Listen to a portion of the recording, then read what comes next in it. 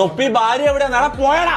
എന്റെ മംഗലൊന്നും കഴിഞ്ഞിട്ടില്ല. ഇതെന്താണ് ഇവനങ്ങനെ പെണ്ണിട്ടാ ഞാൻ വിടൂല. പിന്നെ എന്നാ ഞാൻ പെട്ടെന്ന് തന്നെ കല്യാണം കഴിക്കാം. അതെന്താ ഞാൻ ഇല്ലേക്ക് എന്തിന് എന്തിന് ഇവരെ കഴിഞ്ഞിട്ടില്ല. പ്രൊമോഷൻ എനിക്ക് ചെയ്യാനും പോകുന്നില്ല.